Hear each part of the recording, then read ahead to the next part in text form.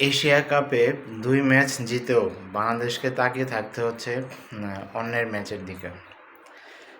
এই কারণটা কি? কারণটা হচ্ছে বাংলাদেশের net run rate. Bangladesh net run rate কম থাকার কারণে অন্যের ম্যাচের উপর তাকিয়ে থাকতে হচ্ছে। অথবা যদি বাংলাদেশের নেট রান রেটটা ভালো থাকতো এবং ভালো অবস্থানে থাকতো, তাহলে বাংলাদেশকে আর অন্যর ম্যাচের উপর তাকিয়ে থাকতে হতো না। বাংলাদেশ ২ ম্যাচ জিতে অনায়াসে সেমিফাইনালে খেলতে চলে যেতে পারত। কিন্তু এই নেট রান রেট খারাপ থাকার কারণে অন্যের ম্যাচের উপর তাকিয়ে থাকতে হচ্ছে। বিশেষ করে বাংলাদেশের ৩টি ম্যাচের মধ্যে ২টি ম্যাচ জিতে গেছে। এই ৩টি ম্যাচের মধ্যে বাংলাদেশের টিম ম্যানেজমেন্ট খুব বাজে সিদ্ধান্ত নিয়েছে এবং সেটা অনেকেরই পছন্দ হয়নি। বিশেষ করে বলতে গেলে হংকংয়ের সাথে প্রথম ম্যাচটি ধরুন, হংকংয়ের সাথে প্রথম ম্যাচটি বাংলাদেশ টসে জিতে ফিল্ডিং নিয়েছিল। এখন হারে হারে বাংলাদেশের টিম ম্যানেজমেন্ট টের পাচ্ছে যে সেই ম্যাচে ফিল্ডিং নেওয়াটা মোটেই ঠিক হয়নি।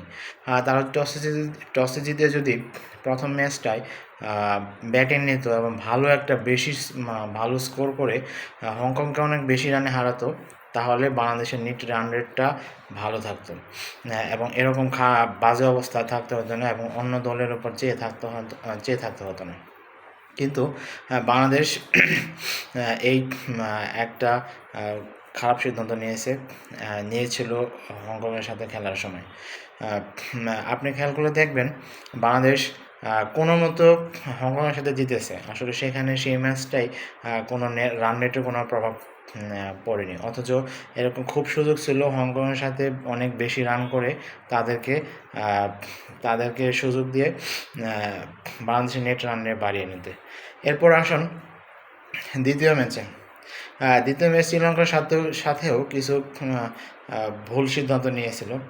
শ্রীলঙ্কার সাথে একাদশ থেকে তাসকিনকে বাদ দিয়ে শরীফুলকে সুযোগ দেওয়া হয়েছিল, যেখানে তাসকিন আহমেদ হচ্ছে বা দেশের এখন ফাস্ট বোলারদের মধ্যে দ্রুততম এবং অনেক ভালো বল করতেছে, তাকে বাদ দিয়ে শরীফুলকে সুযোগ দেওয়া হলো, কিন্তু কোনো কাজই হয়নি।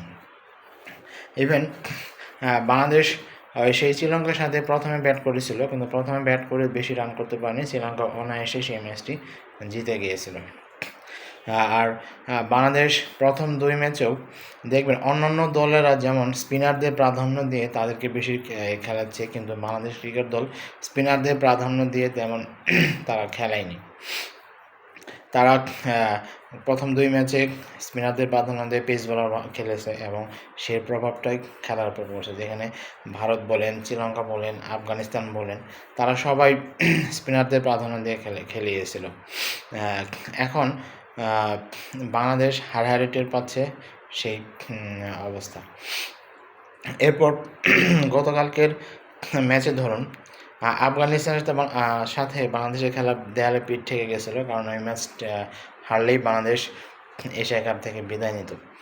কিন্তু সেই ম্যাচে বাংলাদেশ কিছু প্রশ্নবিদ্ধ সিদ্ধান্ত নিয়েছে।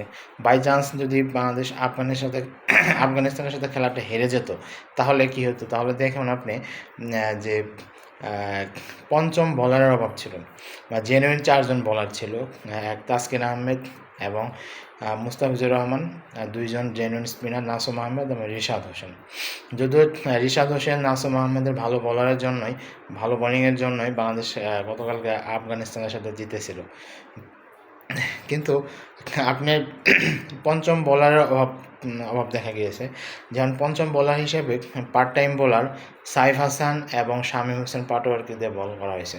তাদের দুজনের ৪ ওভার বল করিয়ে তাদের দুজনের রান দিয়েছে ৫৫ রান। চিন্তা করে দেখছেন, খেয়াল করে দেখছেন, একজন পার্ট টাইমের বলার দিয়ে বাংলাদেশ যদি কালকে হেরে যেত, তাহলে অবশ্যই এই ভুল ধরা হতো যে পঞ্চম বোলার কেন নেওয়া হলো না। পঞ্চম বোলারের অভাবে বাংলাদেশ যদি হেরে যেত। ইভেন কালকেও রান রেটে তেমন কোনো প্রভাব পড়েনি। এখন বাংলাদেশকে অন্যের ম্যাচের উপর তাকিয়ে থাকতে হচ্ছে, কারণ তাদের নিজেদের দোষের জন্য। আমার মনে হয় এই সিদ্ধান্তগুলো নেওয়ার জন্য ম্যানেজমেন্টেরও অনেক দোষ আছে। ম্যানেজমেন্ট কেন আগে থেকে সিদ্ধান্ত নিল যে টসে জিতলে এরকম করবো, টসে জিতলে এরকম করবো? তারা যদি আগে থেকে রান রেটের কথা হিসাব করতো তাহলে হয়তো বাংলাদেশকে এরকম পরিস্থিতি সৃষ্টি হতো না। তারা আগে থেকে কেন চিন্তা করলো না যে গ্রুপে বাংলাদেশ, আফগানিস্তান, শ্রীলঙ্কা আছে সেই গ্রুপে অবশ্যই রান রেটের একটা বিরাট প্রভাব থাকবে।